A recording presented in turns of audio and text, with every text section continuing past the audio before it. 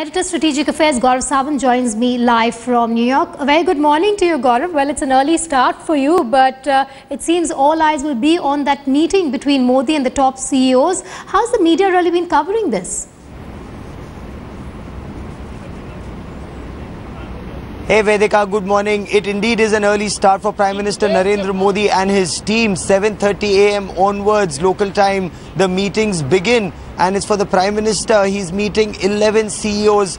First there's a breakfast meeting, then there's a one-on-one with CEOs of BlackRock, with CEOs of Boeing. And the new rules of the game that the Prime Minister wants to explain to the captains of industry here are that India is open to business. Whatever rules that may have been in place that prevented business in the past, that prevented speedy clearances, all those archaic laws, all those archaic rules are now going. The new rule is one single window, clearance, quick investment.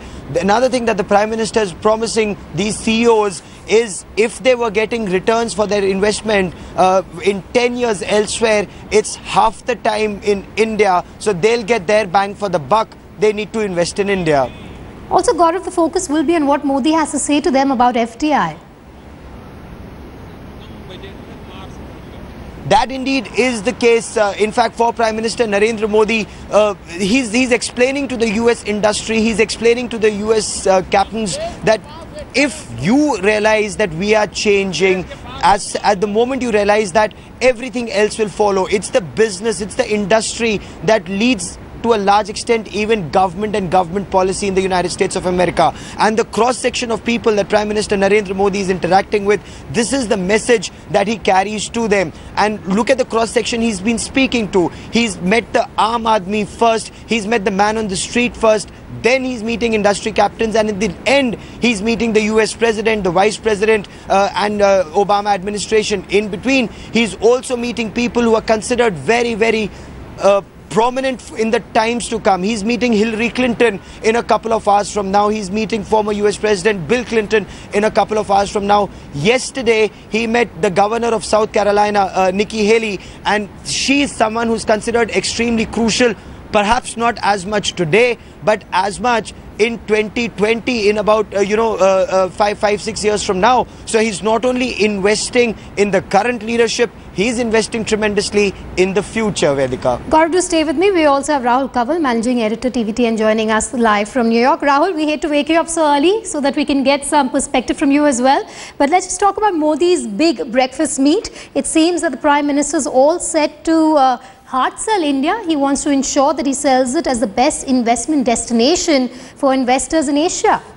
Morning, Vedika. New York is a city that gets up really early in the morning. This is one place where you can call up somebody at 6 a.m. and he will not think it amiss. You call up somebody at 6 a.m. in India and he'll be cursing you all the while. That culture also now coming to India. The entire national polity moving on RSS timing. Modi schedules these meetings really early. 7:30 in the morning is when he's got his first breakfast meeting with some of the biggest names in America Inc. All of them coming in with huge concerns, mind you. There is cautious optimism. Unlike the Indian American who's out on the streets dancing, chanting Modi, Modi, corporate America is very cautious. They see, here's a man around whom there's a good buzz, but they still want to see what this means for them, because over the past few years we've seen regulatory hassles, we've seen delayed decision making, we've seen a whole host of problems that have made American companies very wary of investing in India. Several of them have lost money, some of them had to pull out. So this is not something that they're going to dive into. They know Modi's credentials,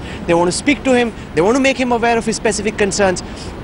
I will talk about this, Vedika, for just a moment, but since this is our first live shot this morning, I want to tell you what happened at last night's dinner at the Taj PR Hotel, which is where, of course, we did the Big India Today Global Roundtable.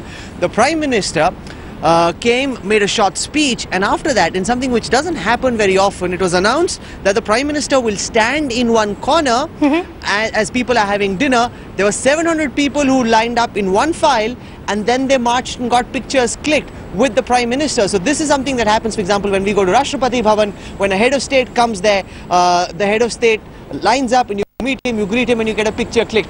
The same was done at the embassy dinner at Manhattan last evening. 700 people got a clicked with the Prime Minister. He made a short speech, and everybody, from the accounts of those who went there to that dinner, they seem to have been quite elated with the opportunity of getting a private moment with the Prime Minister. Vedika.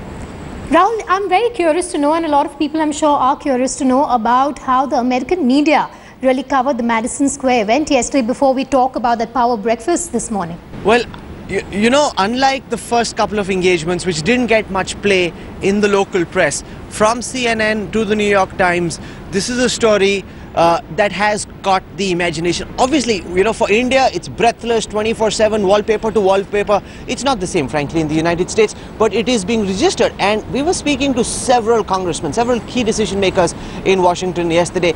The message that seems to have gone out is, oh boy, look at the popularity of this man.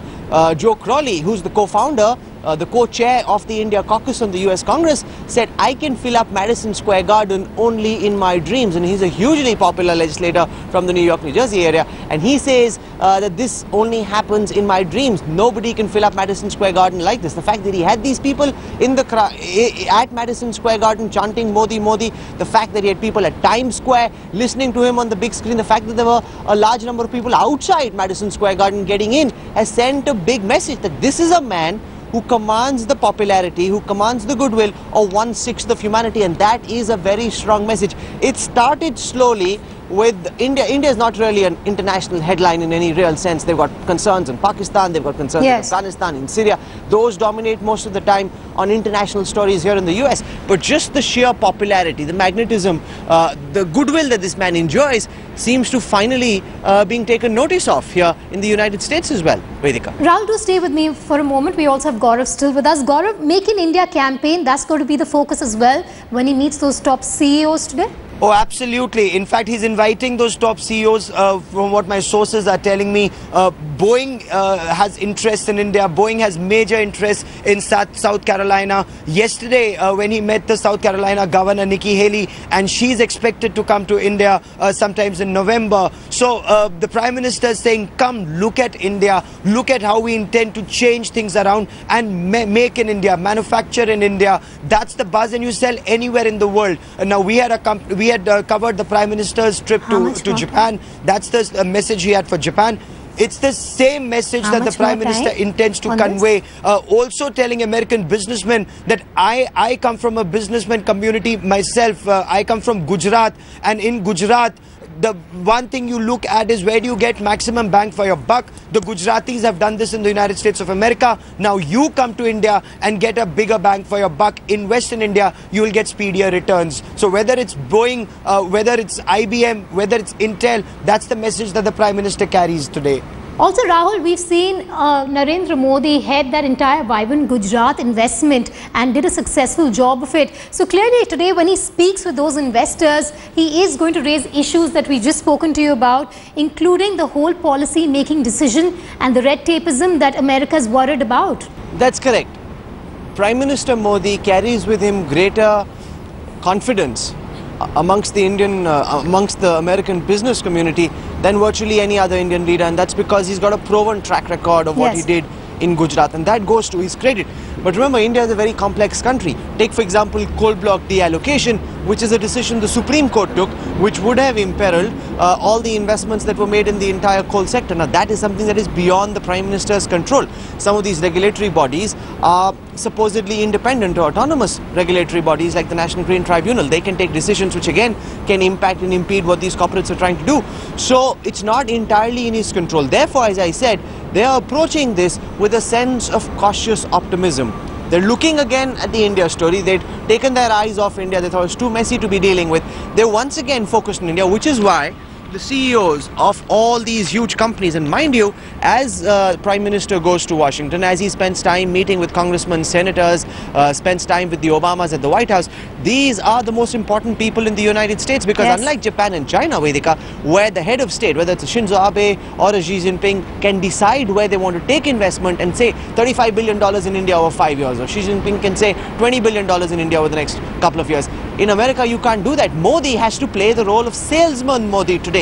Reach out to each of these CEOs. He's given them about 20 minutes each, one-on-one, and that is significant because most of the meetings have happened in big groups. One-on-one with all these CEOs, from Boeing to KKR to BlackRock to IBM, General Electric, Goldman Sachs. One-on-one, you tell me your problems, I will tell you how to fix them. And they're coming with a litany of issues that they hope to raise. and now it's for salesman Modi to try and convince them that India is a good place to try and come and do business with. And these are as crucial as any meeting he'll hold in Washington. Vedika. Last question, and on a lighter note, Rahul, everyone's curious to know how Narendra Modi has such a power-packed schedule when he's on a fast. Yeah, that's a good question, Vedika. That trips me over because I have no answer to this, because he said yesterday he hasn't taken a vacation for 15 minutes. We're knackered, waking up early in the morning to covering him all into the night, and then he's up again. And he, in the meanwhile, is also traveling. We've already sent one crew. Rajdeep's already in Washington waiting for Modi to get there. So we'll be set when he arrives. But here's a man who clearly, I mean, see, it happened with Narasimha Rao as well. Narasimha Rao was very unwell. He was out of active political life. But when he became Prime Minister, he got active. But this is something completely different. Because what we're learning from people in the Prime Minister's office, from people who work very closely with Modi at this time, is that not just is he attending the meetings which are visible in public, which in any case is a crazy and punishing schedule from 7:30 till late into the evening. He's also checking files and speaking to his officials before this and on the back of this. How he does it, I don't know. But I must say this, that even Shivraj Singh Chauhan in Madhya Pradesh does something quite the same. We travelled with him during the election campaign from 4 in the morning, Vedika, till 11:30, 12, 12:30, 1 every night. He'd be active. I think this goes back to their RSS roots. Goes back to the fact that they're used to waking up at 3:30 to be out at the Shaka by 4:30 and then to stay active through the day till late into the evening. This is not something that can happen. Gaurav and I can't suddenly change and start working from 4 till 11:30, 12 every night. Because of the manner in which they were brought up, because of the discipline that was instilled in them by going to these RSS Shakas every single day, 7 days of the week, 365 days of the year, that's how he is as regimented and disciplined. It's great for India to have a leader who's so dynamic. It's really bad if you're working around Modi, because as the joke in the Prime Minister's office and around Modi's official circles is, he doesn't have a life, and at the rate at which we're going, we won't have a wife either. Well, he's keeping all of you on your feet. All right, Rahul and Gaurav, I'll keep coming back to you for more. It's like you said, a jam-packed day for you, all thanks to Narendra Modi. We'll keep a keen eye on that power-packed breakfast meet that he has with America's top 11 CEOs.